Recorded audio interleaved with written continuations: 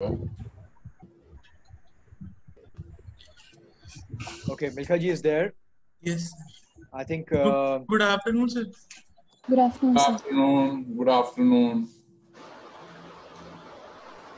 Okay, Dr. Harsh is across to you. You could take it. हाँ जी.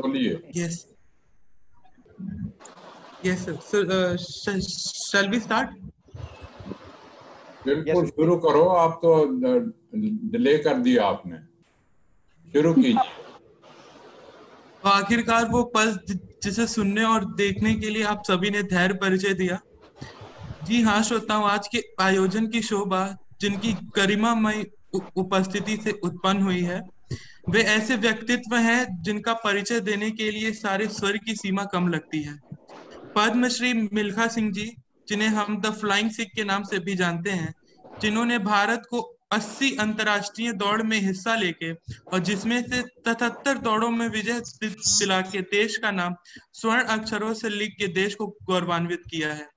जिस दौड़ के लिए सर को सबसे ज्यादा याद किया जाता है वो है 1960 की फाइनल ओलंपिक रेस 400 मीटर की, जिसमें शुरुआत के 200 मीटर तक मिल्खा सर ने सबसे आगे होकर नेतृत्व किया था दौड़ को, और उसके बावजूद भी चौथा स्थान हासिल करने के बाद भी उनका 45.73 सेकंड का समय 40 साल तक इंडियन नेशनल रिकॉर्ड था. सर को 1959 में पद्मश्री के ताज से नवाजा गया था तत्कालीन राष्ट्रपति, जो कि आजाद भारत के प्रथम राष्ट्रपति भी थे, भारत रत्न डॉक्टर राजेंद्र प्रसाद सर के द्वारा. 2012 में सर और उनकी बेटी सोनिया सोनवालका मैम ने मिल्खा सर पे एक जीवनी लिखी, the race of my life, जिसने प्रेरणा दिया भाग मिल्खा भाग जैसी प्रेरणाशील फिल्म को, जो कि 2013 में रिलीज हुई, जिसमें फरहान अख्तर, दिव्या दत्त और सोनम कपूर ने अहम भूमिका निभाई. 2017 में मिल्खा सर की मोम की प्रतिमा, जो कि मैडम तुसाइड्स के शिल्पकारों ने बनाई थी, उसको चंडीगढ़ में अनवील किया गया, जिसमें सर की 1958 की कॉमनवेल्थ गेम्स की ऐतिहासिक जीत वाले आसन को प्रदर्शित किया गया है. सर की प्रतिमा मैडम तुसाइड्स म्यूजियम नई दिल्ली में देखने के लिए मौजूद है. मैं तहे दिल से शुक्रिया करना चाहता हूं डॉक्टर रजनीश राज सर का, प्रदेश अध्यक्ष IMA MSN यूपी, और डॉक्टर राहुल आनंद सर का, प्रदेश सचिव IMA MSN यूपी, जिनके बिना ये बिल्कुल मुमकिन नहीं था. और साथ ही में मेरे सहयोगी स्नेह सानी मैम, अभिनव श्रीवास्तव, जय पासी और अरिजीत बंसल का. आज के कार्यक्रम के मुख्य अतिथि पद्मश्री मिल्खा सिंह सर को मैं तहे दिल से शुक्रिया करना चाहता हूं कि सर आपने अपने बहुमूल्य समय में से कुछ समय हमें, यानी देश के फ्यूचर फ्रंटलाइन वॉरियर्स डॉक्टर्स को देने संबोधित करने का कष्ट और फैसला किया. अब मैं मिल्खा सर से अनुरोध करता हूं कि सर आप अपने आशीर्वाद वचनों से हमारा मार्गदर्शन करें और आज के हमारे विषय sports and outlook on health, यानी खेल स्वास्थ्य पर एक दृष्टिकोण पे अपना मार्गदर्शन दें. भाई मिल्खा सिंह की तरफ से इंडियन मेडिकल एसोसिएशन को नमस्कार और बहुत बहुत प्यार. मुझे इस बात की खुशी है कि हर्ष राय जी ने, हर्ष राय है ना आपका नाम? जी सर. जी सर. हाँ, हर्ष राय जी ने हिंदी में जो बोला है मुझे बहुत खुशी हुई है, क्योंकि मैं किसी भी फंक्शन पे जाऊं वहाँ पे हमेशा स्पीच जो दी जाती है वो इंग्लिश में दी जाती है, और मेरा ये जिंदगी का असूल रहा है कि मैं 80 कंट्रीज में दौड़ा हूँ और जहाँ भी मैंने इंटरव्यू दिया है वो हिंदी में ही दिया है. और मैं इस चीज़ को समझता हूँ कि दुनिया भर के लोग यहाँ पे आते हैं इंडिया के अंदर, चाइनीज हैं, रशियन हैं, जर्मन हैं, वो सब आके अपनी लैंग्वेज में बात करते हैं और प्राउड महसूस करते हैं. तो मैं समझता हूँ कि हमें हिंदी बोलने में संकोच नहीं होना चाहिए, शर्म नहीं आनी चाहिए. मुझे खुशी है कि आपने हिंदी में जो है वो बोला है मेरे बारे में. जब से ये फिल्म आई है मैं आप लोगों को ये बताना चाहता हूँ कि लोग दीवाने हैं. तकरीबन कोई 100-200 लेटर रोज मेरे मैनेजर को आता है. राज सिंह जी मेरे सामने बैठे हैं आपके, वो आपको बताएंगे। और 200 लेटर में से अब जो है मैंने डिगराज जी को बोल रखा है कि मेरा ट्रैवल करना जो है बहुत मुश्किल है, क्योंकि एक तो एज है 91 में जा रहा हूँ, दूसरा बैक एक रहती है, कुछ नज़र भी कमज़ोर है, तो अब हर फंक्शन पे जाना नामुमकिन बात है। मगर फिर भी मैंने डिगराजी से ये कह रखा है अपने मैनेजर से कि 2 या 4 फंक्शन ऐसे एक्सेप्ट करो महीने के अंदर जहाँ पे मुझे ज्यादा ना ट्रैवल करना पड़े और जहाँ पे यंग बच्चे हों। हो सकता है कि मिल्खा सिंह को देख के किसी बच्चे को चिंगारी लग जाए और वो आगे बढ़ के हमारे देश का नाम ऊंचा कर जाए, तो इससे बड़ी बात क्या हो सकती है। तो दोस्तों, जब से फिल्म आई है तो मैंने आपको बताया है लोग बहुत दीवाने हैं, हर आदमी चाहता है कि मिल्खा सिंह हमारे फंक्शन पे आए। बच्चों, मैं आपसे एक बात कहना चाहता हूँ, वो ये है कि एक उर्दू का शेर है, वो मैं आपको सुना देता हूँ सबको, और उसका मीनिंग भी आपको बता दूंगा। ये शेर जो है हर इंसान पे लागू हो। वो शेर ये है कि हाथ की लकीरों से जिंदगी नहीं बनती। अगर ये हाथ की लकीरें आप ज्योतिषी को जाकर दिखलाओ, ज्योतिषी जो है आपको बड़े से बड़ा आदमी बना देता है। कहता है जी आप डॉक्टर बन जाओगे, आप इंजीनियर बन जाओगे, आप मिनिस्टर बन जाओगे, आप फलाना बन जाओगे। मैं बिलीव नहीं करता इन चीजों के अंदर, क्योंकि मैं सेल्फ मेड आदमी हूँ। तो वो शेर ये है कि हाथ की लकीरों से जिंदगी नहीं बनती, अज़म हमारा भी कुछ हिस्सा है जिंदगी बनाने में। अज़म जो है एक उर्दू का लफ्ज है, उसका मीनिंग ये है कि जिस इंसान के अंदर विल पावर है, जिस इंसान के अंदर हार्ड वर्क करने का मादा है, डिसिप्लिन है, करैक्टर है, वो जमीन से उठ के आसमान को छू लेगा। आज मिल्खा सिंह की कहानी आपके सामने है, आज मोदी जी की कहानी आपके सामने है, आज ओबामा जी की कहानी आपके सामने है। ये लोग कहाँ से उठे? जो लोग गुजर गए हैं मैं उनकी बात नहीं करता, जो लोग जिंदा हैं आज जो जी रहे हैं उनके बारे में बात कर रहा हूं। ओबामा जी कौन से खानदान से उठे? कितनी पावरफुल कंट्री के प्रेसिडेंट बने, यूएसए के। सबसे पावरफुल कंट्री जो है वर्ल्ड के अंदर यूएसए है, और उसके वो प्रेसिडेंट बने। वो कौन से खानदान से आते हैं आपको मालूम है? आप नहीं जानते। मैं आपको बताना चाहता हूं कि ओबामा जी के जो ग्रैंडफादर थे वो आर्मी के अंदर कुक थे। उसके ओबामा जी के जो फादर थे वो भेड़ बकरियां चराया करते थे।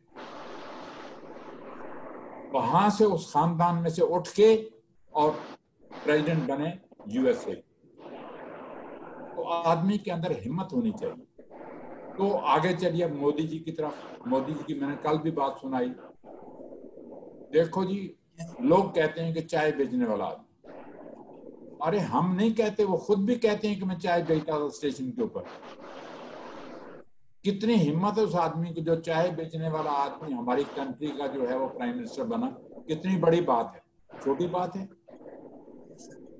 आज मैं जहां भी ट्रेवल करता हूँ, यूएसए जाऊं, कनाडा जाऊं, ऑस्ट्रेलिया जाऊं, किसी जगह पे भी जाऊं, आज मोदी जी की लोग तारीफ करते हैं। तारीफ इसलिए करते हैं क्योंकि हिंदुस्तान को आगे ले जाने की कोशिश कर रहे हैं, और हिंदुस्तान की गरीबी जो है वो दूर करने के लिए कोशिश कर रहे हैं। वो चाहते हैं कि हर गरीब को मकान मिले, हर गरीब को खाना मिले, हर गरीब को कपड़ा पहनने के लिए मिले। तो मैं तो आपको मालूम नहीं, मैंने 1947 से लेके आज तक सारे प्राइम मिनिस्टर देखे हैं कंट्री के। जब से हमारी कंट्री आजाद हुई है तब से लेके आज तक मैंने सारे प्राइम मिनिस्टर देखे हैं। मगर इनकी ख्वाहिश ये है कि मैं गरीबी हिंदुस्तान की दूर करूं। मगर मैं आपको ये भी बताना चाहता हूं कि कंट्री का कोई प्राइम मिनिस्टर बन जाए, सारी गरीबी जो है हिंदुस्तान की दूर होनी जो है वो बहुत मुश्किल है। तो ये तो थी मोदी जी की बात। आज मोदी जी कोशिश कर रहे हैं कि हम देश को आगे लेके जाएं, हर कंट्री से दोस्ती रखें। पाकिस्तान है, कोई भी कंट्री है, हम चाहते हैं हम उनसे दोस्ती रखें, क्योंकि आजकल लड़ाई के अंदर कुछ रखा नहीं। आप सोचें कि ये वो लड़ाई है कि बम्बू और तोपों वाली लड़ाई है, वो बात खत्म हो चुकी है। अगर आज कंट्री कोई भी किसी से पंगा लेती है, एटम बम्स हैं वो फेंकेंगे, कंट्री वो भी बर्बाद होगी, हमारी कंट्री भी बर्बाद होगी, उसमें से कुछ नहीं निकलेगा। तो मैं इवन जब भी पाकिस्तान जाऊं या कहीं भी जाऊं, मैं उन लोगों से यही कहता रहता हूं कि जो स्पोर्ट्स के अंदर प्यार है वो किसी जगह पे नहीं। अब कल भी मैंने ये बात सुनाई कि पाकिस्तान के लोग यहाँ पे आते हैं, मेरे घर में आके ठहरते हैं। मोहाली के अंदर क्रिकेट का मैच हो रहा होता है, मेरे घर में कम से कम 15-20 आदमी मैं अपने घर के अंदर ठहराता हूँ, क्योंकि ये प्यार है। जब मैं जाता हूँ पाकिस्तान, मुझे इतना प्यार मिलता है। लोग जो है वो ये नहीं समझते, वो कहते हैं मिल्खा सिंह आया है, हमने इसको प्यार करना है। कोई इंडियन आया उसको प्यार करना है। हमारी जबान एक है, हम एक ही इसमें से उठे हैं। तो मैं समझता हूँ कि हमें जो है इस तरफ ध्यान नहीं देना चाहिए। और मैं ये दोबारा चाहता हूँ, मैं ये कहना चाहता हूँ, पाकिस्तान और हमारी, पहले स्पोर्ट्स की हमारी आपस में बहुत टीमें आती जाती थी, हॉकी की टीम भी जाती थी, उनकी टीम भी यहाँ पे आती थी, एथलेटिक की टीम हमारी जाती थी। मैं 2-3 बार पाकिस्तान दौड़ने के लिए गया, यहाँ पाकिस्तान की टीम दौड़ने के लिए आई। तो मैं समझता हूँ कि जितना प्यार जो है स्पोर्ट्स से बनता है वो किसी चीज से, मुझे अभी तक याद है कि जब मुझे इनविटेशन आया पाकिस्तान से लाहौर दौड़ने के लिए 1960 के अंदर, तो मैंने पाकिस्तान जाने से इनकार कर दिया। तो जब पंडित जी ने पढ़ा अखबार के अंदर, पंडित जवाहरलाल नेहरू प्राइम मिनिस्टर थे, तो उन्होंने मुझे अपने दफ्तर के अंदर बुलाया कि मिल्खा जी, आप, फिल्म के अंदर भी ये दिखलाया गया कि मिल्खा जी आप पाकिस्तान क्यों नहीं जाना चाहते। मैंने कहा जी जो हमारे साथ हुआ है वो चीज मेरे सामने जो आती है, जब मेरे माँ बाप, मेरी माँ, मेरा बाप, मेरे बहन भाई मेरी आंखों के सामने कत्ल किए गए, उनको सबको मारा गया, तो वो जब सीन मेरी आंखों के सामने आता है तो मैं पाकिस्तान नहीं जाना चाहता। तो मुझे पंडित जी ने कहा नहीं मिल्खा सिंह जी, भूल जाओ, आज सारा देश जो है वो आपका माँ बाप है, और आपको मालूम है कि स्पोर्ट्स जो है वो दोस्ती क्रिएट करती है, प्यार बढ़ाती है आपस में। तो आपको जाना है पाकिस्तान, आपको दौड़ना है वहां पर। तो मुझे मानना पड़ा वो इनविटेशन में। जब पाकिस्तान गया तो मैं जब वाघा बॉर्डर पे पहुंचा तो एक जीप उन्होंने फूलों से सजाई हुई थी, एक तरफ इंडिया का झंडा लगा हुआ था, एक तरफ पाकिस्तान का झंडा लगा हुआ था। तो मुझे जीप में खड़ा किया गया, लाहौर फ्लैटी होटल तक लोग दोनों तरफ सड़क पे खड़े थे। तो मैं जब फ्लैटी होटल पहुंचा तो वहां पे एक उर्दू का अखबार पड़ा था। तो जाते ही मैंने वो उर्दू का अखबार देखा तो उस अखबार के अंदर क्या लिखा हुआ था, इंडिया और पाकिस्तान की टक्कर, इंडिया और पाकिस्तान की टक्कर। दूसरी तरफ लिखा था अब्दुल खालिक और मिल्खा सिंह की टक्कर। तो वो चीज पढ़ के मुझे बड़ा हैरानगी सी हुई। मैंने कहा ये क्या है, हम तो दोस्ती बढ़ाने के लिए आए हैं, इन्होंने ये क्या चीजें निकाल दी। तो फिर जब मैं स्टेडियम में दौड़ने के लिए पहुंचा तो वहां पे 60,000 आदमी बैठा था, स्टेडियम पूरा भरा हुआ था लाहौर के अंदर। तो मेरा और अब्दुल खालिक का मुकाबला था। अब्दुल खालिक उससे पहले 1958 एशियन गेम्स के अंदर मेरे से हार चुका था टोक्यो के अंदर। तो पाकिस्तान ने ये सोचा कि मिल्खा सिंह का फ्लूक लग गया और मिल्खा सिंह जीत गया। तो अब्दुल खालिक जो था मेरे से पहले, वो ही was the best runner of Asia, तेज दौड़ने वाला आदमी एशिया के अंदर हुई अब्दुल खालिक था। तो मैं आप लोगों को ये बताना चाहता हूं कि जब मैं लाहौर में दौड़ा तो दौड़ने से पहले आपको मालूम है एक दूसरे को स्पोर्ट्समैन बेस्ट ऑफ लक कहते हैं। तो मैंने अब्दुल खालिक को बेस्ट ऑफ लक कहा और दूसरे जो लोग मेरे साथ दौड़ रहे थे उनको भी, सब जब भी स्पोर्ट्स रेस शुरू होती है उससे पहले सब लोग जो हैं एक दूसरे को बेस्ट ऑफ लक कहते हैं। तो वो हुआ ये कि जब दौड़ से पहले 3 मौलवी ऊपर से उतर के आए,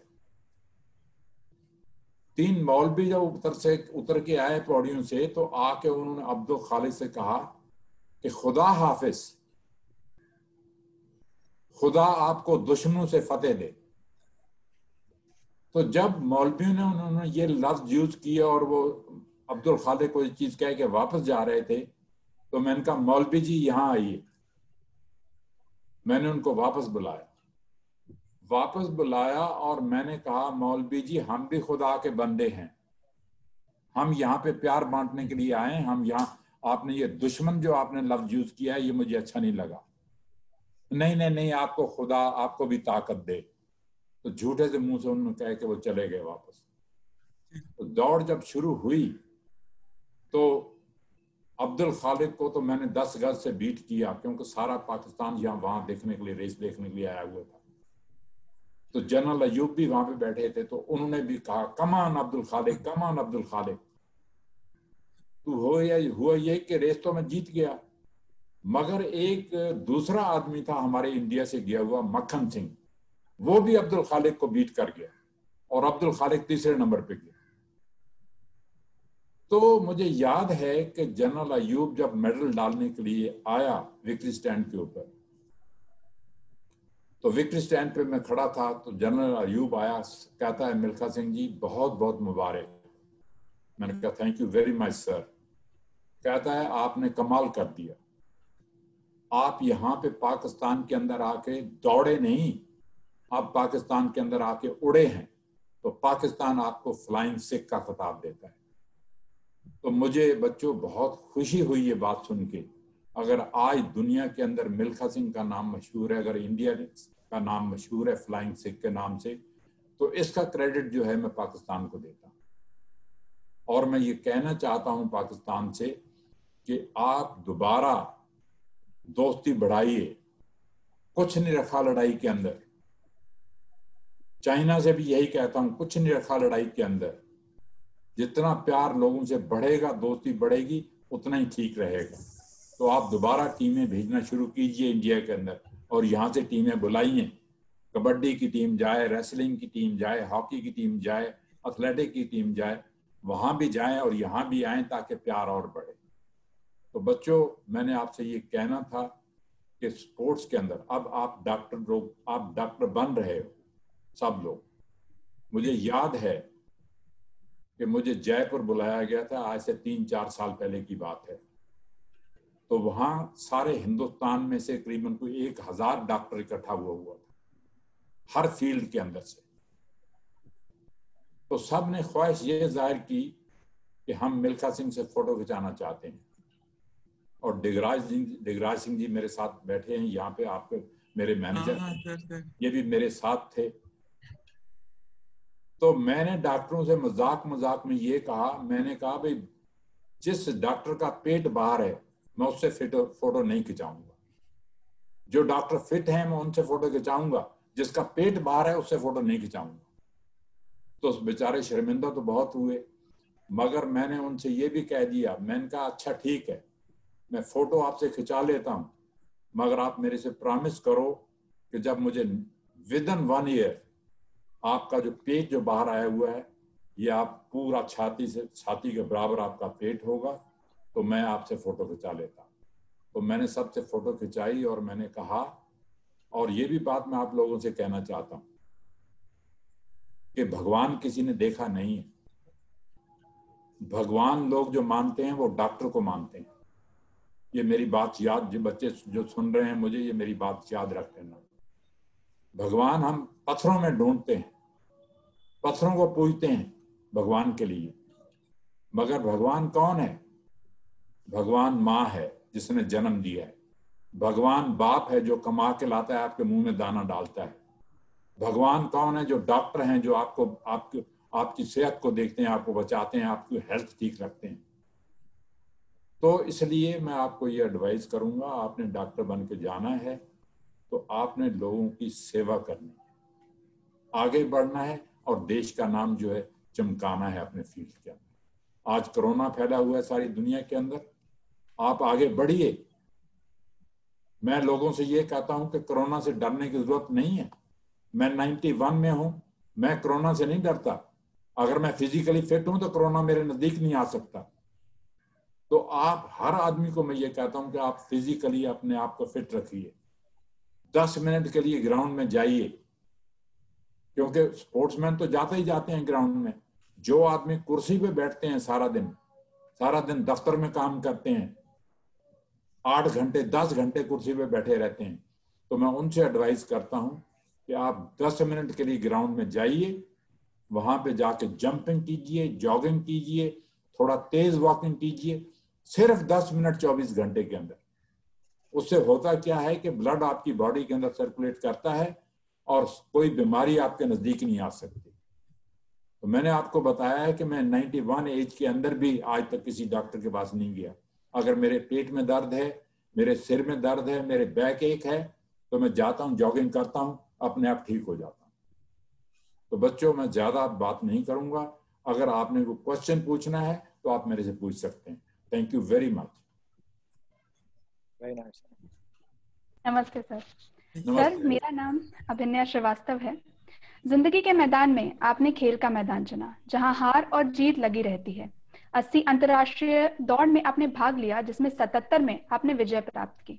सर, आज कोविड-19 व लॉकडाउन के चलते पूरी दुनिया और हमारे मेडिकल वर्कर भी रोज हार जीत का सामना कर रहे हैं, जिसके कारण सर इन दिनों मानसिक रोगों की समस्या तेजी से बढ़ रही है। हम आपके इतने साल के अनुभव से सीखना चाहेंगे, किस तरह आप जीत का जश्न मनाते हैं और हार को स्वीकार कर आगे बढ़ते हैं। बच्चे, मुझे बहुत खुशी है कि आपने ये क्वेश्चन पूछा है। मैं आपसे ये कहना चाहता हूं कि ये सारा क्रेडिट जो है मिल्खा सिंह की जीत का या इंडिया के नाम का, ये आर्मी को जाता है। अगर मैं आर्मी में नहीं जाता तो मुझे तो मालूम ही नहीं था, क्योंकि गांव का रहने वाला बच्चा जब सिटी के अंदर आया तो मुझे मालूम नहीं था कि 400 मीटर क्या होता है, 100 मीटर क्या होता है, ओलंपिक गेम्स क्या होती हैं, एशियन गेम्स क्या होती हैं। मिल्खा सिंह को इसके बारे में कुछ मालूम नहीं था। ये तो आर्मी में जाने के बाद ही मिल्खा सिंह को पता चला कि एशियन गेम्स होती हैं, 400 मीटर ये होता है, 100 मीटर ये होता है। तो जिस कोच ने मुझे ट्रेनिंग दी, जिस उस्ताद ने मुझे आर्मी में ट्रेनिंग दी, उसको क्रेडिट जाता है। जिस आदमी ने मेरे से वर्ल्ड रिकॉर्ड तोड़ाया, दुनिया का रिकॉर्ड तोड़ाया, वो आदमी आज दुनिया में नहीं है। रणवीर सिंह जी गुजर चुके हैं, दुनिया से जा चुके हैं आज से 3-4 साल पहले। उसको क्रेडिट जाता है कि जब वो ग्राउंड में आता था, मुझे ये कहता था, मिल्खा सिंह जी मैंने आपसे वर्ल्ड रिकॉर्ड तोड़ाना है और जो प्रोग्राम में बना के लाया हूं ये आपको करना पड़ेगा। तो जो लड़के मेरे साथ दौड़ते थे वो बैठ जाया करते थे बेंचों के ऊपर जाके कि कोई साहब हम नहीं मर सकते। मगर मेरा इरादा इतना मजबूत था, मैंने कहा नहीं, मैं काम करूंगा। 6 घंटे दिन में रोज दौड़ता था, 3 घंटे सुबह और 3 घंटे दोपहर को। 6 घंटे के अंदर जो वो प्रोग्राम मेरे से करवाता था, मैं रोज बेहोश होकर ग्राउंड पे गिर जाता था। मुझे खून की उल्टियां आती थी, कितनी बार मैं डेथ बेड पे रहा, कितनी बार मुझे ऑक्सीजन लगी रही, मगर इरादा इतना मजबूत था कि मैं वर्ल्ड रिकॉर्ड तोड़ के रहूंगा। अगर वो कोच मेरे साथ नहीं होता, जिस दिन मैं काम नहीं करता था, वो कोच रोना शुरू कर देता था, मिल्खा जी मैं कल ग्राउंड पे नहीं आऊंगा, ये मैंने आपसे वर्ल्ड रिकॉर्ड तोड़ाना, आप ही तोड़ सकते हैं और कोई नहीं तोड़ सकता। तो वो जमाना था कि नंगे पांव हम दौड़ते थे, ना हमारे पास ट्रैक सूट था, ना हमारे पास कोचेस थे, ना हमारे पास पैसा था, ना हमारे पास स्टेडियम थे, कुछ भी नहीं था। ध्यानचंद, लाला अमरनाथ, मिल्खा सिंह, ये 3 स्पोर्ट्समैन ऐसे हुए हैं जो हमारे जमाने में कुछ भी नहीं था। आज हिंदुस्तान के अंदर मिनिस्ट्री के पास पैसा देखिए कितना है, कितने स्टेडियम हमारे पास हैं, कितने कोचेस हमारे पास हैं, सब कुछ हमारे पास है, मगर हम फिर भी ओलंपिक के अंदर, एथलेटिक के अंदर आज तक मेडल नहीं ले पाए। आज 5-6 आदमी हैं जो फाइनल में ओलंपिक में पहुंचे हैं। एथलेटिक की बात कर रहा हूं, एथलेटिक जो है नंबर 1 मानी जाती है ओलंपिक गेम के अंदर। क्रिकेट जो है ये सिर्फ 7 या 8 कंट्रीज खेलती हैं, मगर ओलंपिक के अंदर 220-30 कंट्रीज पार्टिसिपेट करने के लिए आती हैं। असली बात वहां पे होती है जो आदमी मेडल जीत के बताए। हमने अच्छा किया रेसलिंग के अंदर, हमने अच्छा किया शूटिंग के अंदर, हमने अच्छा किया बैडमिंटन के अंदर, मगर एथलेटिक के अंदर आज तक हम मेडल नहीं ले पाए। मिल्खा सिंह के हाथ से मेडल गिर गया, पीटी उषा के हाथ से मेडल गिर गया, अंजू जॉर्ज के हाथ से मेडल गिर गया, श्री राम सिंह के हाथ से। ये आदमी 5-6 आदमी जो है फाइनल में पहुंचे मगर मेडल नहीं ले पाए। तो बच्चों, मैं आपसे ये कहना चाहता हूं, मेरी ये आखिरी ख्वाहिश है, मैं देखना चाहता हूं कि कोई ना कोई आदमी इंडिया में से उठना चाहिए जो मेडल मेरे हाथ से गिर गया रोम ओलंपिक के अंदर। लोग ये कहते थे जब मैं 80 कंट्रीज में दौड़ के हटा था, लोग ये कहते थे अगर 400 मीटर जीतेगा रोम ओलंपिक के अंदर तो इंडिया का मिल्खा सिंह जीतेगा और कोई नहीं जीत सकता। उसकी वजह ये थी कि आज मिल्खा सिंह पेरिस में दौड़ा जीत गया, आज मिल्खा सिंह लंदन में दौड़ा जीत गया, आज मिल्खा रशिया में दौड़ा जीत गया। 80 कंट्रीज में दौड़ना और जहां पे 60 70 कंट्रीज पार्टिसिपेट करती हैं, वहां पे जीतना और इतनी बार तिरंगा झंडा लहराना, इतनी बार नेशनल एंथम बजाना बहुत बड़ी बात थी और लोगों को यकीन था कि मिल्खा सिंह 400 मीटर रोम ओलंपिक में जीतेगा। तो बच्चों, मैं आपसे ये बताना चाहता हूँ कि आदमी के अंदर विल पावर होनी चाहिए। अगर विल पावर है तो इंसान कुछ भी बन सकता है लाइफ के अंदर। तो मैंने आपके क्वेश्चन का जवाब दे दिया। अगर और किसी ने कुछ पूछना है तो आप बोलिए। धन्यवाद सर, आपका अनुभव मन में ऊर्जा से भर देता है। मुझे बहुत प्रसन्नता है कि मुझे आपसे बात करने का अवसर मिला।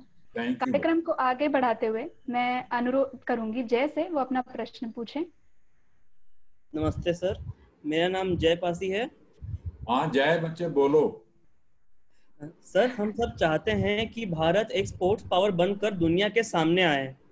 आपके हिसाब से ऐसे कौन से बाधाओं का सामना कर रहा है हमारा देश, जिसके कारण हम लोग आज भी अपना ये सपना हासिल नहीं कर पा रहे हैं?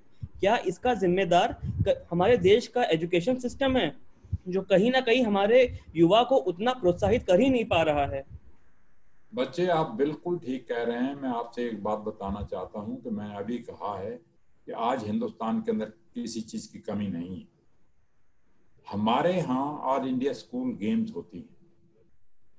मैं आपको सजेस्ट कर रहा हूं कि ऑल इंडिया स्कूल गेम्स के अंदर हर एज का ग्रुप जो है वो आया होता है।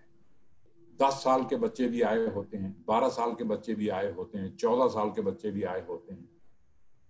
तो हमें चाहे हॉकी है, चाहे फुटबॉल है, चाहे एथलेटिक है या कोई और गेम है, उसमें से बच्चे सिलेक्ट करके हमें स्पोर्ट्स एकेडमीज में रखने चाहिए। उनकी बच्चों की ट्रेनिंग वहां पे हो और जो कोचेज हैं वो कोचेज कॉन्ट्रैक्ट बेसिस पे रखे जाएं। आपके साथ मेरा और गवर्नमेंट का कॉन्ट्रैक्ट 4 साल का है। 4 साल के अंदर मुझे तो रिजल्ट चाहिए कि आने वाली ओलंपिक गेम के अंदर हमें मेडल चाहिए। आप कर सकते हो काम हमारे साथ? ये कॉन्ट्रैक्ट करना है तो आप कर लीजिए, नहीं तो जाइए। तो मैं ये कहना चाहता हूं कि आज टैलेंट हमारे पास है। मिल्खा सिंह यहाँ पैदा हुआ, पीटी उषा यहाँ पैदा हुई, इंडिया का अंजू जॉर्ज यहाँ पैदा हुई। ये टैलेंट है कि जो ओलंपिक फाइनल में पहुंचना भी एक बहुत बड़ी बात है, आसमान को छूने वाली बात है।